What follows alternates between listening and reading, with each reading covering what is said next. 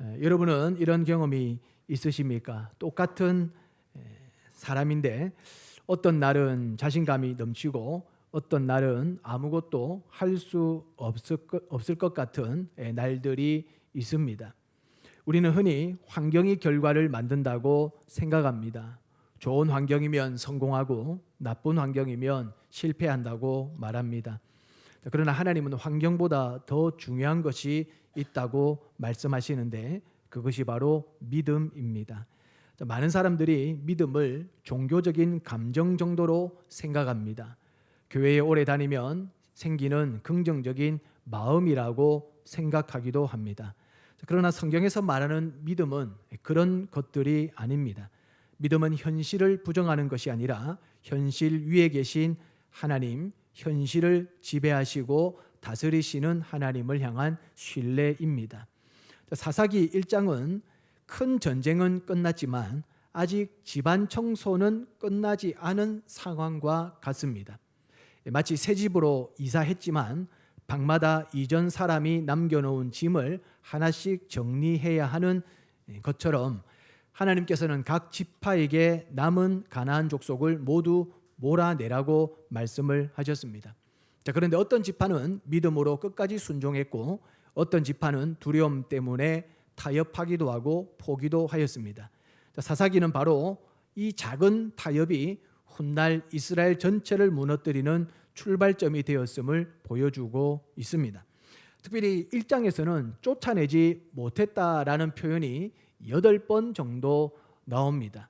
하나님께서 쫓아내라고 하셨는데 쫓아내지 못했다라는 것이 8번 정도 표현이 된다라는 것은 앞서 말씀드린 바와 같이 집안의 청소가 아직까지 덜 끝난 것 같은 분위기를 보여주고 있다라는 것이죠.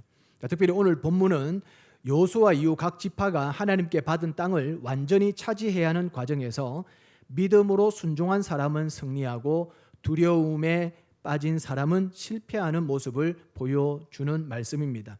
오늘 본문을 보면 약간 이해하기 어려운 장면이 나옵니다. 16절부터 19절까지는 하나님께서 유다와 함께 하셨다고 말씀합니다.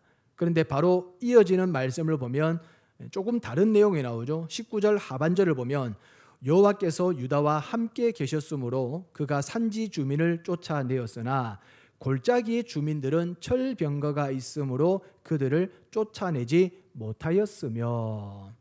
자, 방금 전까지 하나님이 함께 하셨습니다. 그런데 갑자기 철병거가 등장하더니 전쟁에서 밀려버립니다. 한번 생각해 보십시오. 철병거가 하나님보다 강합니까? 아닙니다. 그러면 무엇이 문제일까요? 철병거가 아니라 철병거를 바라보는 그들의 믿음이 문제였다라는 것이죠. 자, 산지에서는 하나님을 보았습니다. 그래서 하나님의 함께하심을 확신하고 산지 주민을 쫓아내었습니다. 그런데 골짜기에 가니 상황이 달라졌습니다. 골짜기에서는 철병거를 보았습니다. 산에서는 하나님이 하십니다라고 고백하였는데 골짜기에서는 철병거 이거는 도저히 할 수 없는 것입니다라고 말했다라는 것이죠. 자, 환경은 달라진 것은 맞습니다. 산지와 골짜기 그리고 산지에 있는 주민과 골짜기에 있는 철병거 환경은 달라졌고 상황은 조금 달라졌습니다. 그렇지만 하나님은 달라지지 않으셨다라는 것이죠. 자, 달라진 것은 하나님이 아니라 사람의 믿음이 달라진 것입니다. 우리의 삶도 그렇습니다. 기도할 때는 하나님이 살아계신다고 고백합니다. 그런데 사업이 어려워지는 순간 흔들리게 되고 자녀의 문제가 생기는 순간 흔들립니다. 우리도 산에서는 하나님을 보았지만 골짜기에서는 철병거를 보는 순간이 온다라는 것이죠. 사탄은 우리에게 철병거를 계속 보여줍니다. 너는 안 된다라는 것을 보여주고 이번에는 끝났다라는 그런 소리를 자꾸 우리에게 들려준다라는 것이죠. 여러분, 믿음은 단순히 한 번의 승리를 만드는 힘이 아닙니다. 믿음은 내 인생 전체의 방향을 결정하는 것입니다. 오늘 말씀의 제목처럼 하나님은 우리에게 믿음의 파장을 일으키라는 것이죠. 한 부분에서만 믿음이 작동되는 것이 아니라 그 믿음이 파장을 일으켜서 내 삶 전반적인 부분에 영향을 미칠 수 있는 삶으로 나아가라는 것이죠. 특정한 한 문제만 해결하는 어떤 믿음이 아니라 내 삶의 모든 부분을 다스리고 지배하고 그리고 반전을 일으킬 수 있는 그런 믿음의 파장을 말씀하고 있다라는 것이죠. 세상은 두려움의 파장을 만듭니다. 하나가 두려워지면 두 개가 두려워지고 두 개가 두려워지면 네 개가 두려워지고 그 두려움이 증폭되는 것입니다. 그러나 하나님의 사람은 믿음의 파장을 만들어내는 사람이라는 것이죠. 오늘 말씀을 통해 하나님께서 어떻게 믿음의 파장을 일으키는지 한번 살펴보도록 하겠습니다. 첫 번째로는 믿음이 결과를 만듭니다. 믿음이 결과를 만듭니다. 여러분, 결과가 참 중요한 부분입니다. 시험 결과가 중요하고 사업의 결과가 중요하고 건강검진의 결과가 중요합니다. 그래서 그 결과를 바꿔보기 위해 환경도 바꿔보고 사람도 바꿔보고 조건도 바꾸어 봅니다. 그런데 오늘 성경은 결과 이전에 하나님께서 먼저 보시는 것이 있다고 말씀합니다. 바로 믿음입니다. 오늘 본문 19절을 다시 한번 보시면 한번 같이 읽어볼까요? 여호와께서 유다와 함께 계셨으므로 골짜기의 주민들은 철병거가 있으므로 그들을 쫓아내지 못하였으면. 자, 여기에 보면 두 가지 대조가 나오죠. 산지가 나오고 골짜기가 나옵니다. 그리고 산지 주민은 쫓아내었으나 골짜기 주민들은 쫓아내지 못했다라고 나옵니다. 산지에서는 이기고 골짜기에서는 졌습니다. 산지에서는 하나님이 함께 하셨고 골짜기에서는 하나님이 안 계신 것입니까? 아닙니다. 하나님은 산 위의 하나님만이 아니시라 골짜기의 하나님이 되신다라는 것이죠. 문제는 철병거가 아니라 철병거를 바라보는 유다의 믿음이었습니다. 철병거를 보는 순간 하나님보다 철병거가 더 커 보였다라는 것이죠. 여러분, 믿음이란 무엇입니까? 믿음은 현실을 보지 않는 것이 아니라 현실보다 하나님을 더 크게 신뢰하는 것입니다. 이스라엘 군대가 골리앗을 보았을 때 모두 말했습니다. 너무 커서 못 이긴다. 여러분, 골리앗을 앞두고 있는 이스라엘 군대들이 서로 무슨 얘기했을까요? 신앙적 얘기했을까요? 하나님 이야기했을까요? 아닙니다. 전부 다 골리앗 얘기하고 있는 거예요. 전부 다 골리앗 얘기하고 있어요. 내가 보는 골리앗의 내용들, 내가 알고 있는 골리앗의 정보들 전부 다 하나같이 그 얘기만 합니다.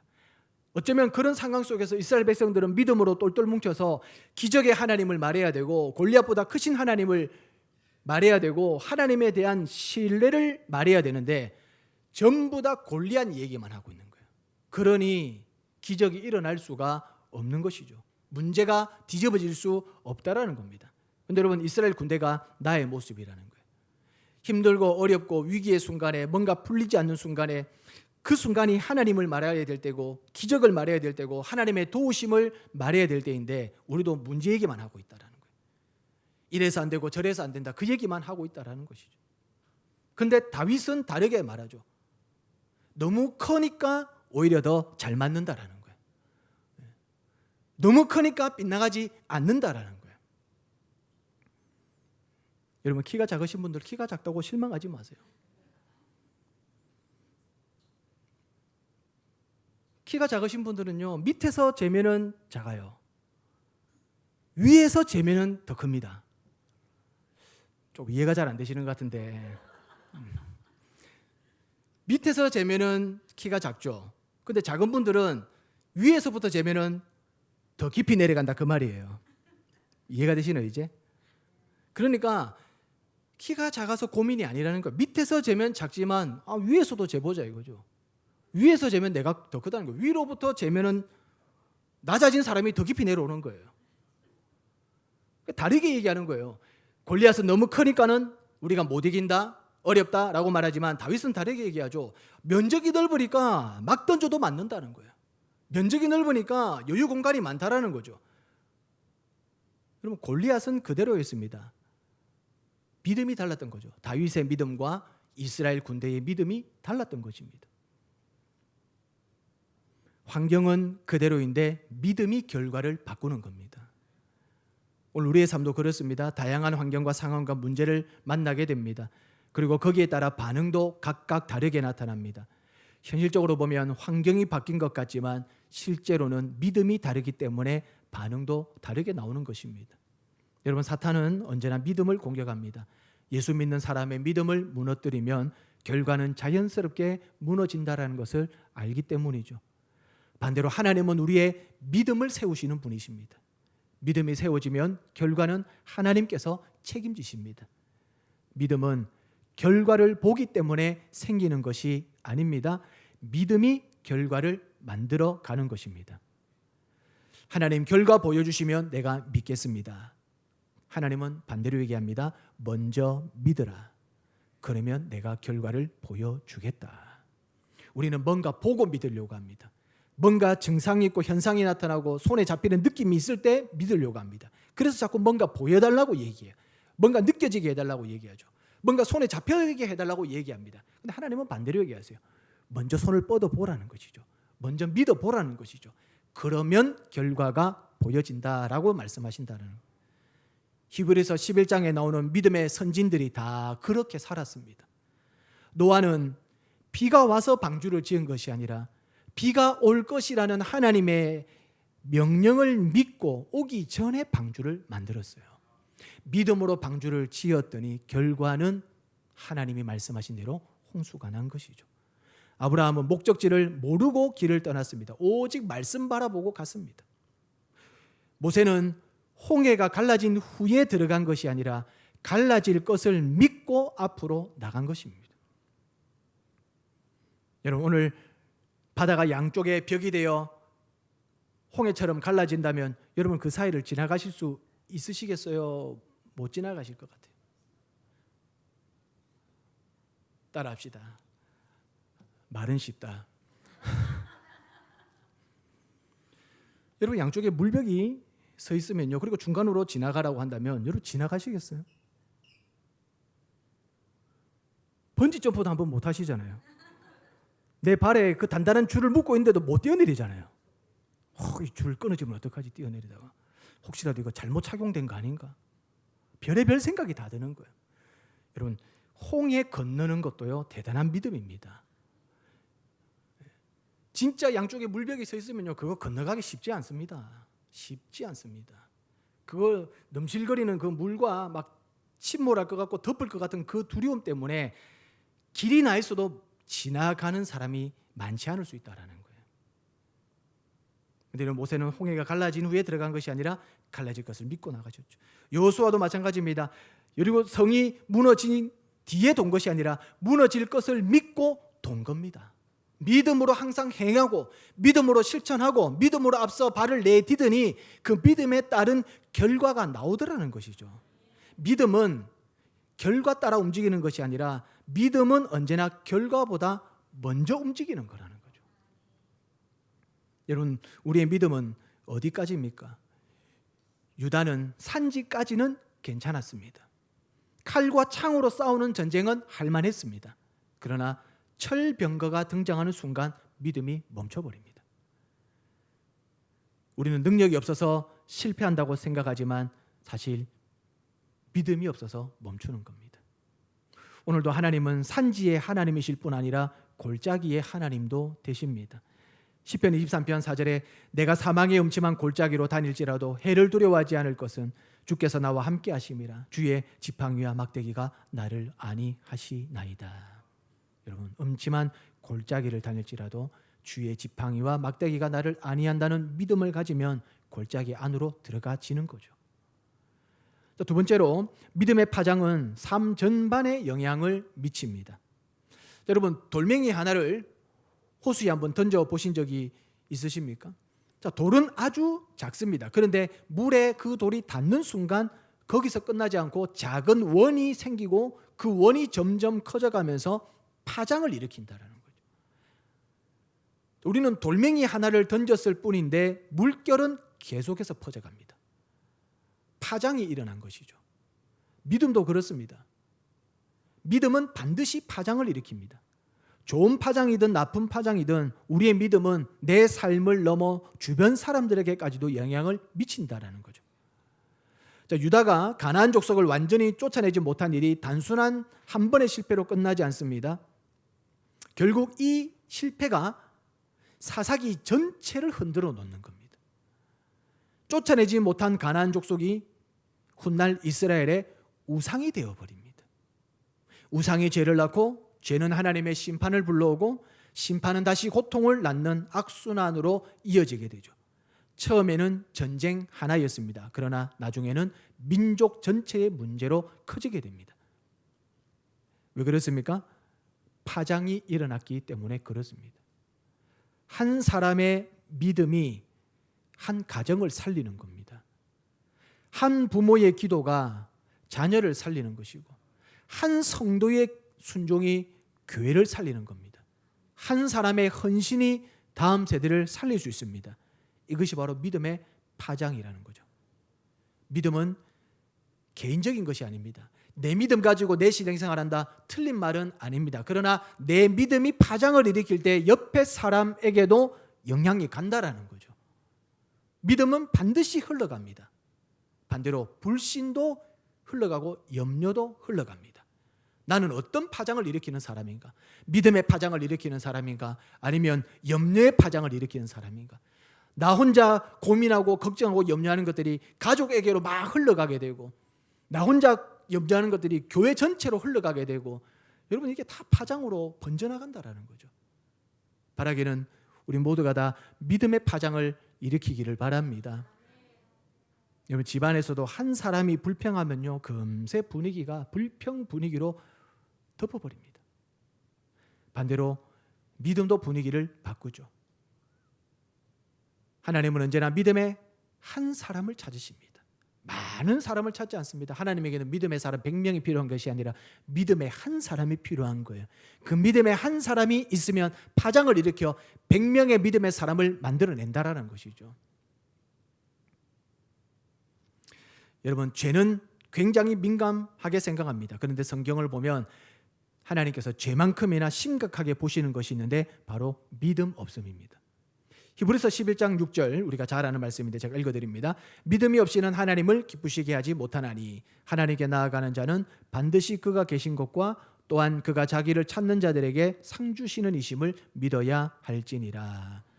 여러분 하나님이 능력 없이는 이라고 말씀하지 않았습니다. 돈이 없이는 이라고 말씀하지 않으셨고 학벌 없이는 이렇게 말씀하지 않았습니다. 믿음 없이는 이라고 말씀하셨어요. 여러분 우리의 능력으로 하나님을 기쁘시게 하는 것 아니고 우리의 학벌로 하나님을 기쁘시게 하는 것도 아니고 믿음으로 하나님을 기쁘시게 하는 겁니다. 다른 것으로 하나님을 기쁘시게 하려고 하지 마시고 나에게 주신 믿음으로 하나님을 기쁘시게 하시기를 바랍니다. 하나님이 가장 기뻐하시는 것은 믿음이에요. 믿음. 자동차를 운전할 때 전조등이 꺼지면 길이 없어지는 것은 아닙니다. 길은 그대로 있습니다. 그러나 보이지 않는 것이죠. 믿음은 전조등과 같은 겁니다. 여전히 내 환경은 똑같고 내 상황은 똑같고 달라진 것이 없지만 내가 믿음의 전조등을 켜면은 하나님의 일하심을 본다라는 것이죠. 길은 그대로이고 방향도 그대로이지만 믿음의 전조등을 따라가다 보니 하나님의 역사, 하나님의 기적, 하나님의 일하심을 보게 된다라는 겁니다. 믿음의 불을 꺼트리지 마시기를 바랍니다.